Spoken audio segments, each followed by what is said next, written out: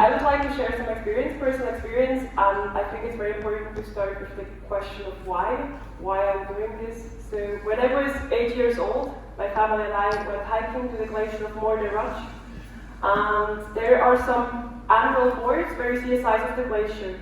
At the beginning they're very close, and when I get closer to the year when I was born, 1996, you have to walk faster, you have to walk further and further. And when it came to the day, when we were hiking, it was like a mile. So I was wondering, why is this happening? What is going on in this world? And some years later, I was diving, and I expected like this fauna and flora, like in the movie, like all this amazing, beautiful nature, and I was shocked to see there was nothing except some trash. So I was wondering, like, what is going on, and why is all of this happening?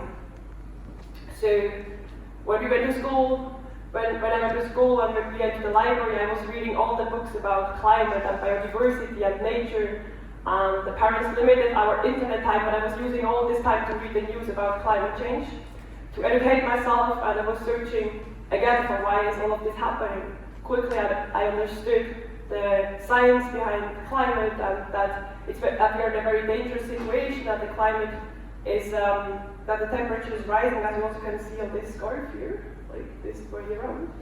Or like also here with like you see like temperature of Switzerland on the map. So I realized that the implications of climate change are very, very serious threat to humanity, but also to our fauna and our animals and like the whole system. So I often compare, as I'm also a teacher at secondary school, I often compare the well-balanced system of our Earth with our body, because kids can understand this. And if your boyfriend or girlfriend has already 1 degree fever, and 97% of all scientists agree that it's going up to plus 4 to 7 degrees, and because he's quite sensitive, it will be double as fast as normal, as is the case for Switzerland because of our Alps. I would be rather panicking and really try for some solutions to solve the fever, but very unfortunately, not all of our world leaders see it like this. But our Earth is too precious to just let it go. This is why I'm doing what I'm doing, and that's also why I don't want to panic. That's why I commit myself to save the Earth. Well, this maybe sounds a little bit naive and visionary, but I think it's very important to have visions and bold goals to go for it. And also people who inspire me along the way, other people who have like these unimaginable goals and visions, and I would love to follow these steps, and that's why I commit myself to save the Earth. I'm very fortunate I'm not alone. There are so many people joining in this fight and standing up and save what I call home and what is our only home. Considering the crisis we are in, I decided not only to change my own personal lifestyle and reduce my own personal footprint with, for example, going vegetarian or vegan, travel, not flying in Europe, and so on, but I commit myself to take unprecedented, bold, impactful, positive, meaningful, risky, and ambitious actions to solve or to contribute to achieve the Sustainable Development Goals in time. There are many success stories, and I would like to share some of them, and I would like to start with one which started at ETH at the University of Zurich. The Sustainability Week. Maybe I've already participated in it. The Sustainability Week, aiming to transform the higher education sector towards more sustainability, started some years ago here in Zurich at the University and ETH. After we got invited by the Swiss television and radio for the daily interview, it spread very quickly all over Switzerland as the Sustainability Week Switzerland. In already half a year, we reached closely to 100% of all students in Switzerland and have now 17 sustainability weeks all over Switzerland. But this didn't stay in Switzerland. Very quickly we got an interview at the UN, and also head of states and ministers asked us, how can we be part of the Sustainability Week? So 6 weeks ago, I launched with the President of Switzerland, Welle Maurer, in New York at the headquarters during the General Assembly of the United Nations, the Sustainability Week International, 6 weeks ago, and we're already active in over 40 countries. So we really see there is a lot of energy amongst young people to really drive a lot of changes. Another one are the climate strikes. Last year in November, there was a discussion in the National Parliament about the national implementation of the Paris Agreement. Unfortunately, it was watered down at the end. They even rejected all kind of implementation of the Paris Agreement. I was like very frustrated and shocked. 1 week after, I went to the 24th climate conference in Katowice, where I met with Greta, and I was talking to her like how I'm frustrated, that nothing is going on, not even in Switzerland. And then she told us like, why are you not going striking? So we thought like, okay, we can try. At least we can try. So we started striking at the 14th of December. I was still in Katowice, but some other friends started striking here in Switzerland. We could mobilize for the biggest strike ever happened in Switzerland, 100,000 people at the 28th of September in front of the National Parliament in Switzerland. This is the biggest strike ever happened, same as with the Women's March, so it's also like a very important topic. But yeah, this is not enough, but we keep going. Another success story from Swiss Youth for Climate, which is the National Youth Organization for Ambitious Climate Policies in Switzerland, but also internationally. We were always blaming the government for not doing enough. And some weeks ago, I was appointed by the government of Switzerland to be part of the official delegation for joining the World Climate Conference, which is the first time in history they took a young person in the delegation, and not only for like having nice photo shooting and pictures, but I'm mandated to negotiate on topics related to climate education, which is very perfect because it's like the topic I love to talk about. So, like this is all great, but time is running, and we really have to think about urgency and scale. We have to communicate that we are in urgency, and that if we're not scaling up our actions, we are not going to make it in time. So we have to incorporate like this factor of urgency and scale up our actions to reach the maximum potential. And I do really believe in the power of young people to create the solutions to some of the most pressing issues around the world. But it's not enough if only the young people have to go in the streets. We need everyone. We need people in parliament, we need people in research, we need people everywhere in all sectors, in companies, to join forces across all nations, all backgrounds, all visions, and all age groups. So, how are we going to achieve this? I do think it comes all down to communication. So we have to be honest with the science and the facts. We have to be respectful to each other and very open-minded in the way how we're communicating. And we have to absolutely keep in mind urgency and scale, otherwise we're not going to make it. This was at the recent press conference at the United Nations in Geneva, where I was invited because I was invited by the Secretary General of the United Nations as one of the 100 most outstanding youth climate activists. Yes, I was talking about urgency and scale, and that the United Nations is not doing enough to address the issue of climate change. Also at conferences, meetings, in negotiations, I'm always highlighting urgency and action and underlining it with some concrete actions and initiatives and policies. Also in media, it's absolutely crucial that we are saying that we are in urgency, that we're not only talking about the climate change, which might come, but we have to really say that there are solutions, and yes, we can do it. As small individual actions are great, but won't be enough if the big framework is leading us in the wrong direction. I am meeting quite often with heads of state, other high decision makers, to make sure that their bigger frameworks are in the direction of bold climate action, and that they increase ambition across all policy sectors. But as Switzerland cannot solve the problem alone, and as some of the biggest polluters like the US also have to step in to really make change. I'm also often talking to some world leaders across the oceans that they are also doing their bit in the sense of the Paris Agreement, common responsibilities, but we have different angles to address it. Furthermore, it's also very key that we are not only talking to some of the big polluters, but also encourage other less influential countries to step up and do their bit and inspire with their own actions. And it's great to see that a lot of countries are very interested in youth development, education for sustainable development, and really listening to young people and taking them seriously. And I think it's also very important that we can inspire them, because we already have some chances, especially in our education system, where we can actually give them something back and help them to educate their generation, not with the failures of the past, but with some forward-looking solution. Now, this all sounds amazing, but sometimes we turn around and don't know how to get out of it. Maybe we are at the ridge and afraid of falling. Maybe the view is not that clear, it's getting quite foggy, and not even with the obstacles we see the horizon where we want to go. Sometimes we are just too tired to keep going, or it's just freezing cold and we just want to get back to our comfortable home. Sometimes it's a race, and just small changes from wind or waves can decide over success or failure. Sometimes the goals are very bright, but they're very far away and seem unreachable. Sometimes there is a gap.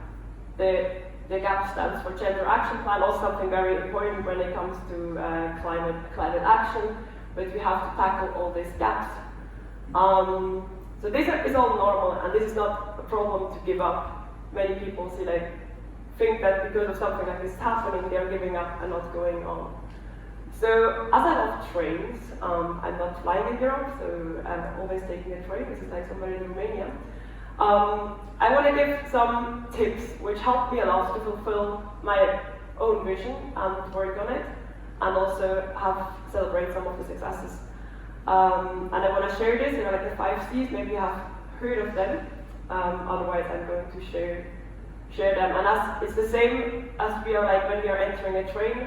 We know about where we want to go, and we have to start while entering. So the first one is clarity. When we're entering a train, we know where to go. And very often people want to do something, but they don't really know where they want to go. And I think it's very important that we take the time for ourselves to think about where we want to go, what is our vision, what are our dreams. The I Have a Dream speech by Martin Luther King was very powerful, because he said where we want to go. And I think we have to take the time to be clear where we want to go. And I'm doing this every year for myself. At the beginning of the year, trying to imagine where I want to go. At the end of the year, mostly it doesn't look like what I was imagining in January, but this doesn't matter. But it's very important that we see where we want to go. Because also when you're entering a train, you mostly know the destination where you want to go. So I think this is a good start. The second one is commitment, and I'm very shocked that a lot of world leaders are not committed to change. They are pointing fingers around and showing at all the others, like everyone else could start, but not me. Maybe this comes from my background as a competitive swimmer, but in sports, no one would say, oh, I don't feel like being first today, let someone else do this job. So the second one is commitment. You have to be very committed to win and to succeed. And also in sports, as long as the game is not over, there's always a chance to win. So we have the third one is competences. Obviously, we need a lot of different competences, but very often the competences which seems least obvious are the key components to succeed. Through formal education, we get a lot of knowledge, and this is very, very important. But nevertheless, we need also some competences which are not taught at the current formal education system. And a lot of people say oh, I'm just not good at public speaking, I'm just not good to do something, right? And then it's yeah, we are all not born ready. It's the whole life is a journey, like a train ride where we always learn new things. So it's not that we are like a state where we cannot do something, we can always achieve more and learn something. Maybe something from my personal side. In kindergarten, I read the report where it was written that Marie Claire is very shy, she's not interacting with other people, and she's not often talking. So you can learn it. The fourth one is courage. In a very volatile, uncertain, complex world, where we tend to be even more afraid of taking risk and step outside of our comfort zone because we are afraid of failing, and sometimes we are even afraid of succeeding. It's very, very important that we show our emotions and that we live our passion and just do what we think is right. Because if we are afraid of even starting something and we don't have the courage of starting something, we can never achieve our own goals. It sounds maybe very easy, but a lot of people actually don't have the courage at the moment to do what they would like to do because they're afraid of people blaming them. So I think this is a very, very important one. Maybe again back to my example of that I was not interacting with a lot of people with public speaking. It takes courage in the beginning to do it, right? Also speaking in front of head of states, having meetings with very important decision makers, but we can learn it, and I think this is a very important message, that we are not born ready, but that we can always learn it, and that we can always seek for more courage. And the last one is also very important, is the community. It's always, I feel it's always a little bit like the forgotten ingredient at the end, that we need a very strong community which is lifting us up, which is supporting us if we fail, which is listening to our crazy ideas without blaming. It's a community which is not jealous, but is encouraging us to continue. So I think it's very important to think about this community which is supporting you, your vision, your ideas. And so I personally surround myself with different communities, with different competences, different strengths, and it's just wonderful what can grow out of these communities. So there's nothing wrong with asking for support in a group, because you know that this group is supporting you whatever it takes. Yeah, so as Les Brown, he's like a motivational speaker, as is always saying, shooting for the moon, because if you're failing, you end up in the stars. And I think these 5 ingredients, which I just told you, are very, very important to achieve your own vision. And maybe you don't get a Nobel Prize with it, but you can be the best version of yourself, and you can lead by example, and you can show your commitment, competences, courage, and your community. And I personally learned so much, and it's a wonderful journey, and I would like to share this with as many as possible, that they can also find their own journey and achieve your own vision. And if you can take this 5 key messages, these 5 C's home, I achieved my personal goal for this session today. But very often when you're going back home, you will find excuses why you're not doing it, why you don't have the time, or maybe someone is like not listening to you. So mostly it's us limiting ourselves. It's not the surrounding. Of course there are a lot of obstacles, but mostly it's us don't believe in ourselves, setting perceived boundaries, and we are focusing very often in the negative of us, the negative of the world. We are sometimes even saying to ourselves, like, why didn't I do it like this? Instead of using this time for positive energy within ourselves. So very often we desperately wait for others to support us to achieve our own goals, while not just standing up and do it ourselves. I know this is a hard first step, but it's absolutely worth taking. And a very interesting fact, so when we talk to ourselves, just like maybe you think about it, we talk on an average speed of 4,000 words per minute. This is like very fast, but mostly we don't even say, like when we speak to ourselves in our mind, not only in full sentence, but just some words, because we know how we are talking to ourselves. So imagine you use all these 4,000 words per minute for positive action, what you can do and how you can change the world, instead of maybe thinking, oh, do I look good enough? Was this good enough? Why didn't he reply? Why is this going wrong? So if we use these words, and if we use our own communication in a positive way, I do believe that all of us can change a lot.